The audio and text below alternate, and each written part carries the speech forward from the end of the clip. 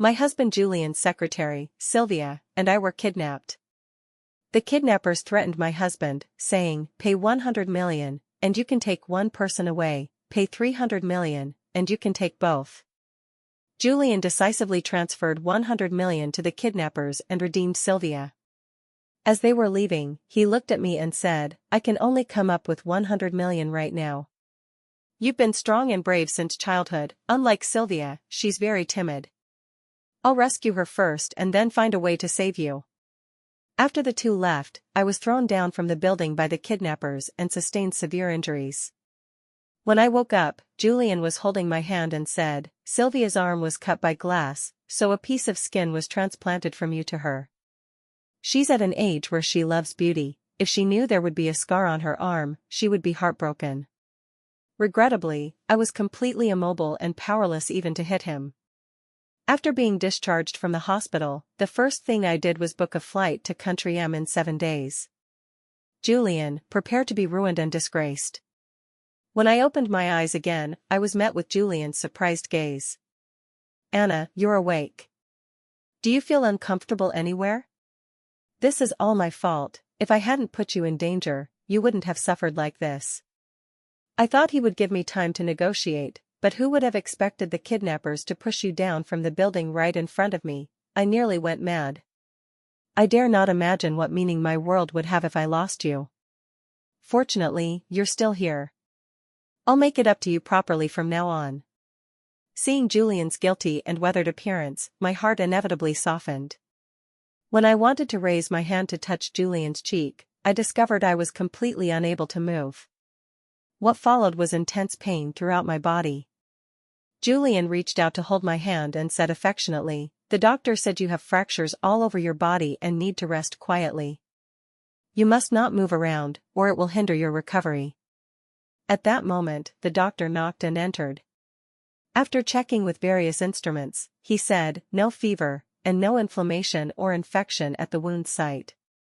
It seems the skin grafting surgery did not cause any adverse reactions, just pay attention to rest."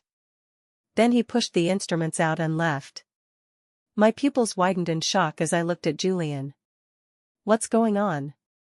What skin grafting surgery?" Julian slowly helped me sit up, patted a pillow behind me, and said, "When you were thrown down by the kidnappers, the flying glass shards cut Sylvia's arm.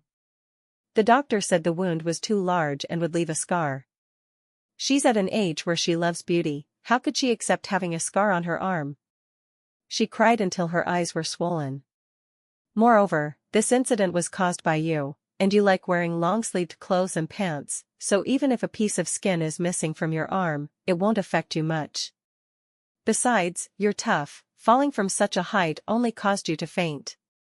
So I made the decision to have the doctor transplant a piece of skin from your abdomen to her, which can also be seen as atoning for your sins." I was so angry that my whole body trembled, and I struggled to reach out to grab him and ask why. But at that moment, Julian's phone rang. After hanging up, he anxiously said, "Sylvia is undergoing the skin transplant over there. Girls are delicate and afraid of pain, she needs me by her side.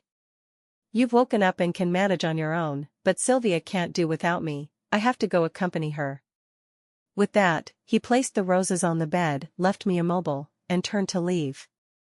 But I have a severe allergy to flowers. On our first anniversary, he specially ordered 999 roses for me. But when I received them, my body broke out in rashes, and my breathing became so rapid that I fainted directly. From then on, the flowers that appeared before me were all roses he made himself from silk paper. But he had forgotten all that. The one who likes roses is his little secretary, Sylvia. Now, the roses placed by the bedside have become my death warrant. My whole body itched, my breathing became increasingly rapid, and enduring the pain all over, I reached out desperately to reach the call bell by the bed. Just short by a hand's breadth, I rolled off the bed. My head hit the corner of the table, blood smeared my face. Unable to breathe and with excessive blood loss, I eventually fainted. When I regained consciousness, I vaguely heard Julian's voice. In my heart, a faint expectation arose. Had he remembered my rose allergy and deliberately returned? But the words he said next shattered my heart word by word. Isn't she just allergic? You can rescue her while drawing blood, what's so difficult about that? The doctor said, she has fractures all over her body plus acute allergy, and due to falling and hitting her head with excessive blood loss, her current physical condition cannot support such a large blood draw, it could be life-threatening. Julian was silent for a few seconds, then his indifferent voice came, she fell from such a height and didn't die, which means her life is not meant to end, how could she be endangered just from drawing blood? Sylvia urgently needs blood for the skin transplant. Since their blood types are the same anyway, it saves going to the blood bank, just draw 500 milliliters. Hurry up, if you dawdle any longer, be careful I'll complain about you. I instantly became alert and struggled hard, but my arm was held down by Julian. Be good, or the doctor will have to redraw. Pain came from the back of my hand. With red eyes, I looked at him. Julian, what did I do wrong? To make you hurt me repeatedly for Sylvia? A flash of hesitation quickly passed through his eyes, and when he looked up again, only coldness remained. Sylvia was injured because of you, you'll be fine after a sleep. My eyelids became heavier and heavier. When I woke up again, the entire room was empty. Julian's figure was nowhere to be seen. The only good news was that I could move. When I wandered around on crutches and past a ward, the scene inside stunned me in place. Julian was carefully peeling an apple for Sylvia on the hospital bed. Then he cut it into small pieces and fed them one by one, his eyes full of tenderness. Originally, Julian's favoritism was for me, but now the recipient of that love had changed. Sylvia leaned in Julian's arms with eyes full of worry and said, Sister Anna isn't angry with me, is she? I didn't know the kidnappers were going to throw her down at the time, otherwise, I would have switched places with her no matter what. It's been half a month, and my arm has recovered well. Should I go apologize to Sister Anna now? Otherwise, I'll always feel uneasy. Julian immediately pressed down on Sylvia in his arms. Behave yourself, this isn't your fault. What are you apologizing for? If anyone should apologize, it's her to you. If not for her, how would you have been dragged into this and suffered? With that, he picked up the phone from the side, and soon my phone vibrated. I stood outside the door and answered Julian's call. I heard you can walk now, come to room 305 downstairs immediately. Don't come empty-handed, Sylvia loves mangoes, buy some and bring them over. He hung up without waiting for my response. Since Sylvia joined the company, she added Julian on Facebook as his secretary. She would occasionally ask Julian for help on Facebook. The first few times, Julian rejected her disdainfully and told me her life wasn't as independent as mine. Later, as it happened more often, his impatient expression gradually changed. He mentioned Sylvia in front of me more and more, each time with a gentle and doting tone. 7 years of relationship really couldn't compete with a newcomer. I returned to the ward, quickly handled the discharge procedures, and as soon as I got home, my phone rang. As soon as I answered, Julian's irritable voice came through, I told you to go apologize to Sylvia, where did you run off to? Do I have to go up and invite you personally? I said indifferently, didn't you say she loves mangoes? Then let her wait. Julian's anger subsided, that's more like it, buy them and come over quickly. After hanging up, I turned off my phone. Since she wants to eat them, let her wait forever, whoever wants to buy the mangoes can do it. Julian and I were college sweethearts. On the night of graduation, amid the encouragement of teachers and students, he knelt on one knee and proposed to me. After marriage, for his sake, I gave up invitations from major companies and accompanied him in starting a business. Facing difficulties from project partners, I risked alcohol poisoning to finally sign the project. When plans didn't align, I spent days and nights to perfectly submit them. With few employees, I handled everything personally, directly making the company grow bigger and bigger. I gradually shifted from the front line to the back. I became the woman behind him. I even thought we were the most compatible business partners and couple. But now, I feel this marriage should end. After organizing all the client materials, I heard the door opening. It was Julian entering with his arm around Sylvia. The moment he saw me, he frowned. "What's wrong with you? You were supposed to buy mangoes but sneaked back without a word, and your phone is off. You don't have any attitude of admitting fault and apologizing. Sylvia is more magnanimous than you, she's been speaking up for you all along." I laughed. In my opinion, what she loves isn't mangoes, but green tea cakes. Bringing her back so impatiently, "Do you need me to get out so you two can fool around?" A flash of anger crossed Julian's face, and he raised his hand to slap me. My right cheek instantly burned. He said coldly, "I see you're getting more arrogant. I brought Sylvia back to change clothes for the company banquet, not what you're thinking." With that, he walked to the dressing room. At that moment, Sylvia came over and smiled provocatively at me. "Sister Anna, what do you have to compete with me?" In the hospital, Julian was always by my side, running around. The doctors and patients on our floor all envied me for having such a good boyfriend, while you, with fractures all over, had no one to take care of you. Even for tonight's banquet, Julian is letting me attend as his female companion. After saying that, she suddenly raised her head and slapped herself hard. Then, crying, she said, "Sister Anna, as long as it makes you feel better, you can hit me however you want, I can endure it. As long as you don't blame Julian anymore, he's been really tired these days." Julian roughly pulled me away. "Anna, what are you doing? I warn you, I brought Sylvia back, don't go too far." I stepped forward, and Julian immediately shielded Sylvia behind him. I sneered, looked up, and slapped Julian. I don't have some people's self-harm fetish. If I really want to hit, it's those beasts who can't control their bodies and minds. With that, I turned and left. That evening, I wore a black long dress and appeared at the banquet. Just to put a period on 7 years of marriage. Former business partners surrounded me. "Long time no see, Anna. Back then, your strong woman stories in the circle spread like wildfire. But you suddenly retired, it's really a pity. How have you been lately? Show up more when you have time, let's get together often." I smiled and responded to the old partners one by one, re-adding their contact information. Then I went to a corner, picked up a glass of orange juice, and sipped it leisurely.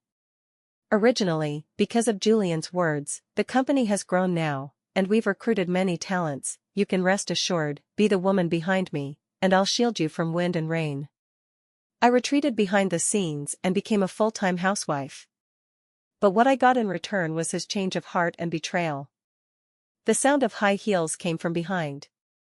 Sylvia crossed her arms over her chest, looking at me with mockery in her eyes. "You're really clingy, following everywhere. Haven't you seen clearly from that kidnapping? He doesn't love you at all, he just can't bear to mention divorce to you. For me, he even took skin from your body and transplanted it to mine." She smiled and showed me her flawless white arm. "What's the point of you clinging to this marriage? In what way can you compare to me? I'm young and beautiful, while you're old and faded." I looked at her calmly. "What's the use of telling me this? Unlike you, I'm not a parasitic daughter flower that clings. If I leave him, I'm still myself. If you leave him, you're nothing, right?" As I was about to turn away, I noticed that the gem around her neck was the one Julian had bought for 9 million and given to me. At the time, because it was too valuable, I only tried it on once and then stored it in the safe. Unexpectedly, it appeared on Sylvia's neck. I looked her up and down. "With your status, even if it's genuine, wearing it on your neck makes it look like a high imitation. You can't handle it." Sylvia suddenly grabbed my arm in a pleading tone and knelt on the ground. "Sister Anna, don't be angry with Julian, I really didn't know this necklace was yours. Julian saw that I didn't have decent jewelry for such banquets, so he lent it to me temporarily. I'll return it to you right now. If you're angry, take it out on me, hit me or scold me, I can take it." As she spoke, she was about to remove the necklace from her neck.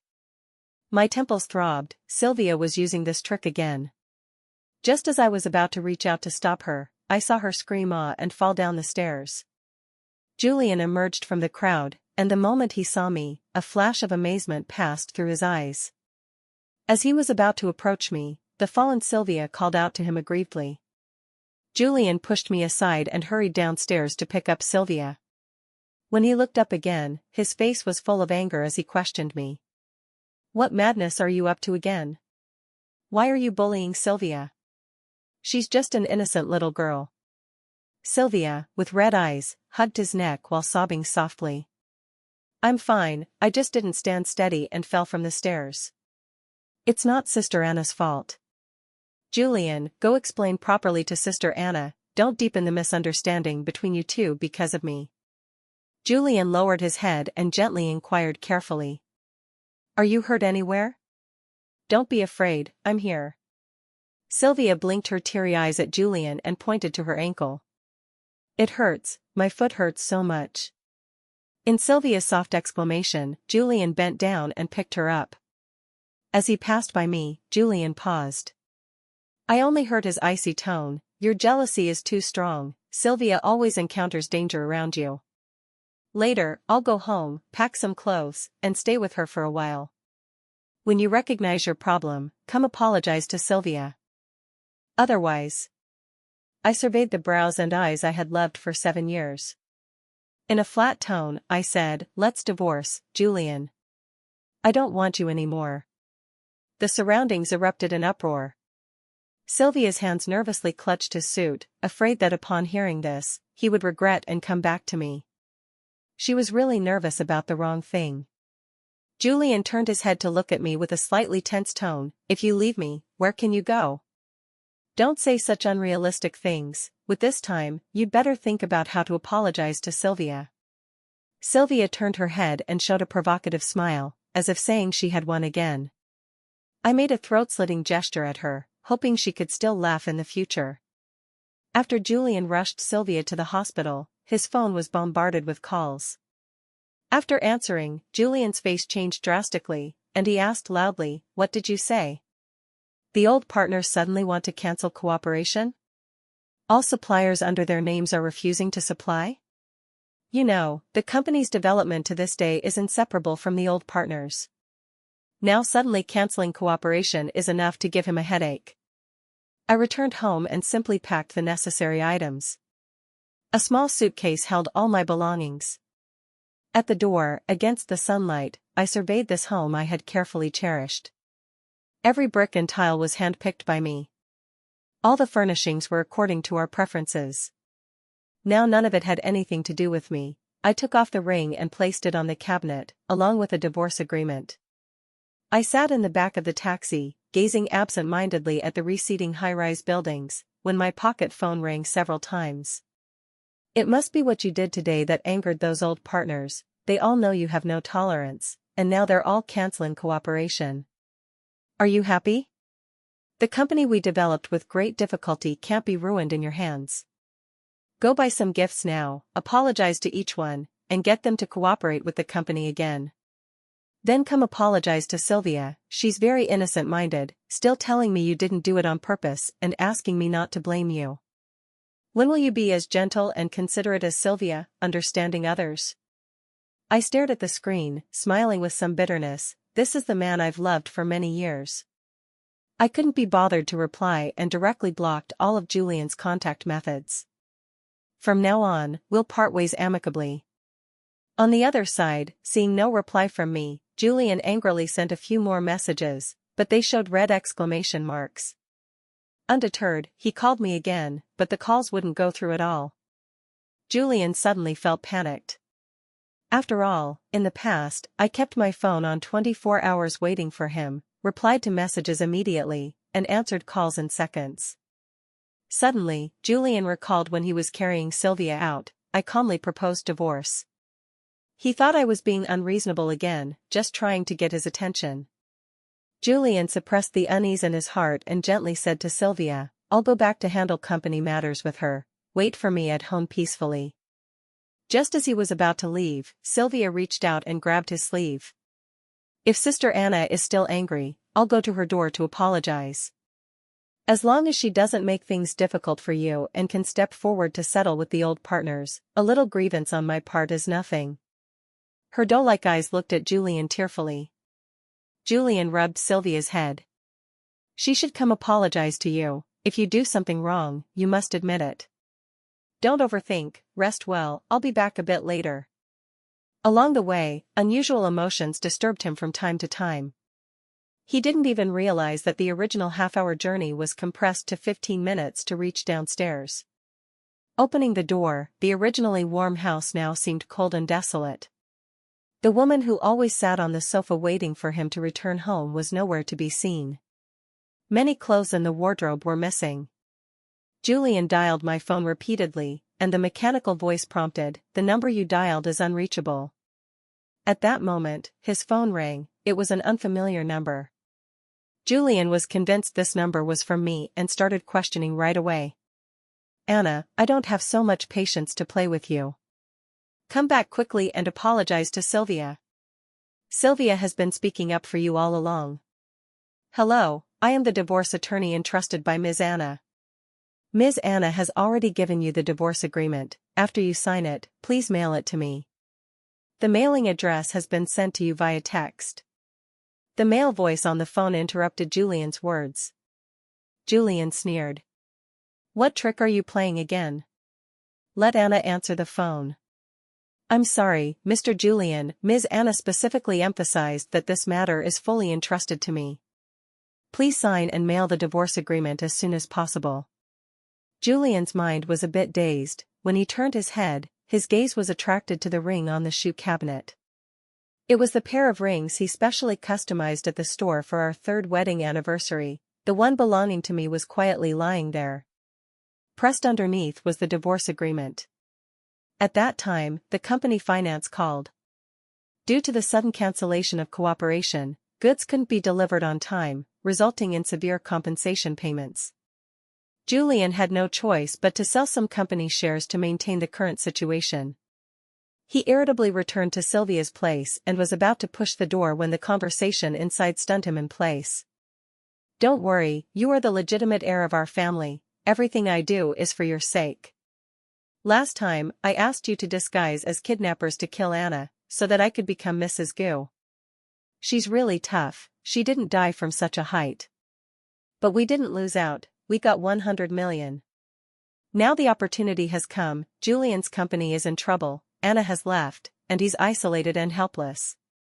Take this 100 million to him, demand shares, and then I'll give Julian 1 or 2 children. Sooner or later, this company will be ours."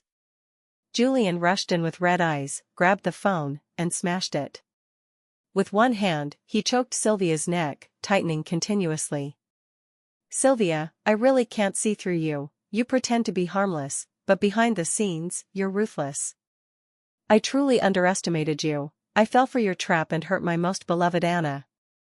I'll give you a few days to return the money, otherwise, I'll take the recording to court." With that, he threw Sylvia aside and returned to our home without looking back. Julian leaned against the sofa, surrounded by scattered empty beer bottles. His head was very dizzy to the point where everything spun. "Anna, I feel so bad, I really want water." He habitually raised his hand, waiting for the poured warm water to be handed to him. But after waiting for a long time, he seemed to come to his senses and lowered his hand. A knock sounded. Julian's eyes lit up, he crawled up from the ground, stumbled to open the door. Without seeing who it was, he anxiously asked, "Anna, you've finally come back, where did you run off to? I couldn't reach you by phone, do you know how worried I was?" Sylvia's aggrieved voice reached Julian's ears. "It's me, Sylvia." Julian shook his drunkenly dizzy head. Dissatisfied, he said, "Why is it you? What are you doing here? What, did you bring the money?" With that, he walked back to the living room, sat in the pile of beers, picked up a bottle, and gulped it down. "I called you, but no one answered. I was worried about you, so I hurried over." Sylvia followed in and accidentally kicked over a few beer bottles. The clanging sounds echoed in the living room. Sylvia was startled at first, then seeing the living room's condition, asked with a face full of heartache. How did you drink so much alcohol?" "Sister Anna has left, from now on, you'll have me by your side. I'll always accompany you." Julian pointed to the door and snarled at Sylvia. Get out, I don't want to see you again. The current situation is all because of you, that's why Anna angrily left home. You don't have much time left, hurry and return the money to me, then get out of the house I rented for you. Sylvia looked with red eyes at the man who was coaxing her just a few hours ago, now saying such hurtful words. It's because I love you too much that I did these things. Before, because she was there, you couldn't divorce, I was willing to be the mistress and wait for you forever. Now that she's gone, can't you turn back and look at me? Sylvia stepped forward to hug Julian, ignoring his alcohol smell, with a sincere face. Julian pushed Sylvia away. I've never loved you, I've always loved Anna. After returning the money, just leave, I don't want Anna to see you and get upset when she comes back. Sylvia angrily turned and left. Julian lay on the sofa, in the same position I used to wait for him to come home. His mind flashed with scenes of small details usually ignored. When he returned late, there was always a lamp lit waiting for him. After getting drunk, a cup of hot water would always appear by his side. The meals were always perfectly suited to his taste. The one who cared for him all night when he was sick and uncomfortable was me. The one who silently maintained this home was always me. But he was the executioner who personally severed all this. Julian buried his head in the pillow, crying like a child who lost his candy. It turned out he was the one who lost me. After leaving the capital, I settled in the northern coastal city. I arrived in autumn. After 3 months, the outside was already covered in silver snow. Layers of white snow hung on the streets, decorating them beautifully. It was cold outside, but warm inside. I could only wear short sleeves. I lay leisurely on the sofa, watching the latest TV drama. Sister Anna, have you finished the plan? Mia's voice came from the phone. She was a local graduate girl I recruited. She seemed carefree, but was very thoughtful, being with her made one feel relaxed. She didn't know about my past in the capital. No. I bit into a cherry, my eyes glued to the drama, unable to move. Mia gritted her teeth. Boss, can you have some ambition? Don't stay home chasing dramas every day. The project plan docking with Anne's group is due tomorrow. We've finished our part, what about yours? I really found a little housekeeper. Resigned, I got up and tinkered with the remaining plan, finally finishing before bedtime. The next day, I brought Mia to Anne's group. The docking with Anne's went smoothly, after all, they were former partners. After I left the capital, I contacted them to cooperate under the name of the new studio. After negotiating almost done, I left Mia there, went downstairs, planning to buy coffee at the convenience store to refresh, then go back to continue watching dramas. As I reached for the coffee, a man suddenly grabbed my shoulder from the side and turned me around. His tone was tense with the joy of regaining what was lost. Anna, it's really you. I thought I was seeing things. Great, it's really you.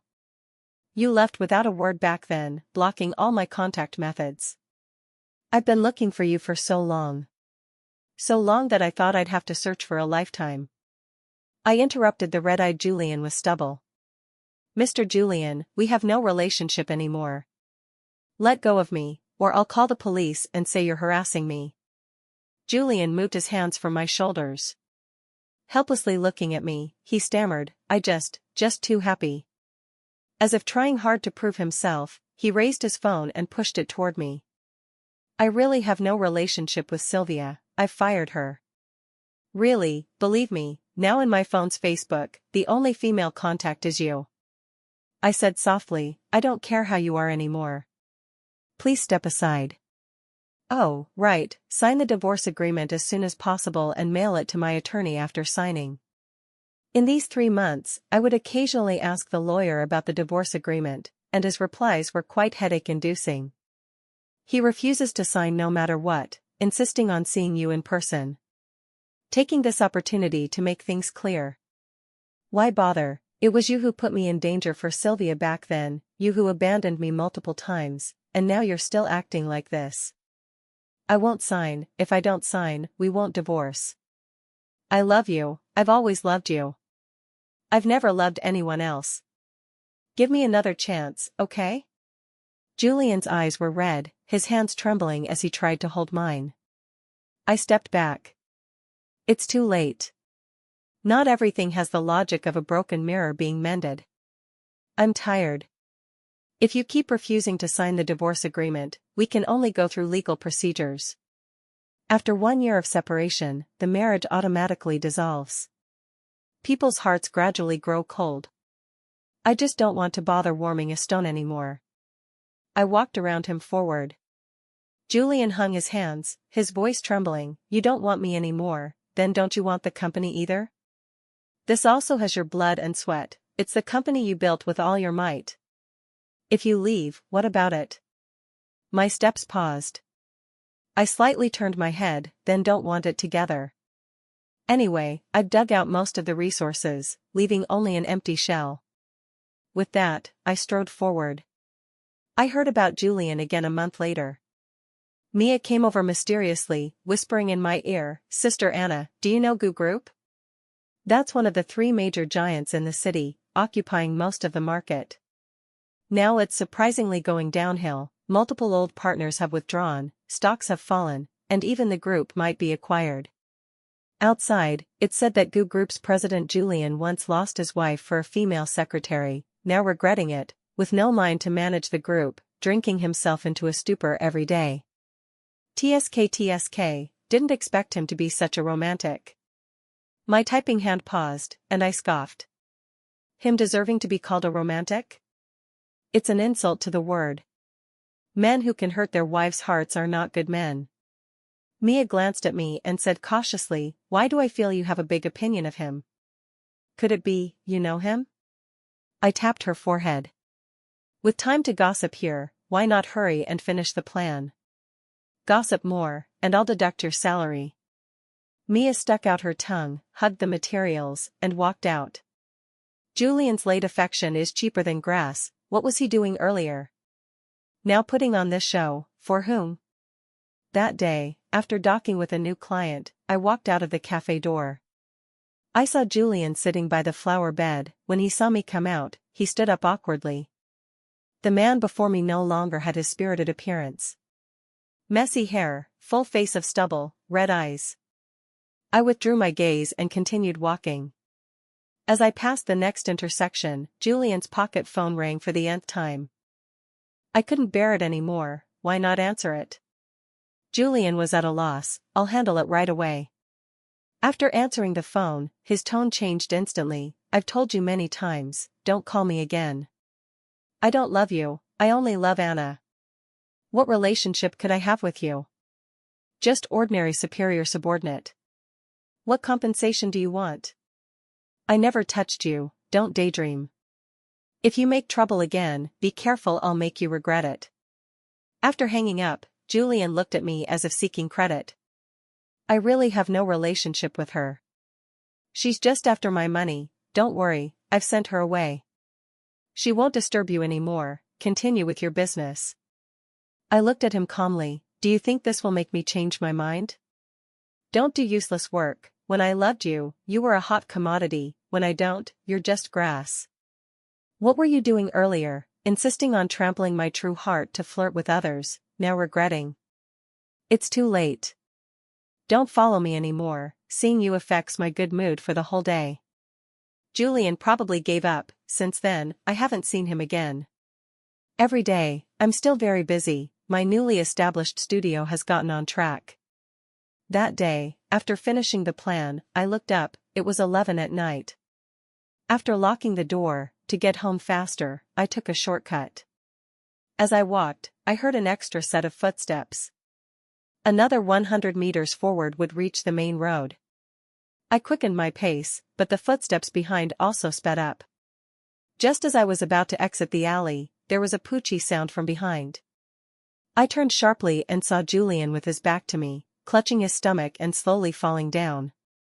Sylvia dropped the knife and ran away in fear. Fortunately, you weren't hurt, I arrived just in time. I'm sorry, really sorry, my momentary greed almost harmed you. I no longer expect your forgiveness, just hope you are well. Julian reached out to me. I looked at the blood on his hand, feeling a slight mysophobia. I've called the police and ambulance for you. Don't talk for now. Even without Sylvia, there would be the next substitute. So our fate is exhausted, every cause has its effect, don't be obsessed anymore. The company is our blood and sweat, if abandoned, wouldn't it be all previous efforts in vain? Let each other go. Julian lowered his raised hand, smiling bitterly, but I still want to be with you. When you were here, I didn't cherish. The day you left, my heart panicked like falling into an abyss. The emotion of fear of loss enveloped me. Although I can't let go of you, I won't disturb your life anymore. Julian raised his head and looked at me sincerely. I hope you'll meet someone who understands and protects you. Sylvia was sentenced for intentional injury. After Julian was taken away by the ambulance, I never went to see him. News about him would occasionally be heard, but it was no longer my focus, so I just brushed it off. Love, I won't force it. If I meet the right one, fine, if not, I'll focus on my studio. Everything is developing in a good direction. Here, no one will make me retreat to the back as a housewife. I can do anything I want. In recruiting personnel, I also pay special attention to housewives. As long as they have ability and want to be self-reliant, my door is always open to them. I don't want them to be bound by family, they can be sun-facing flowers, shining and heating.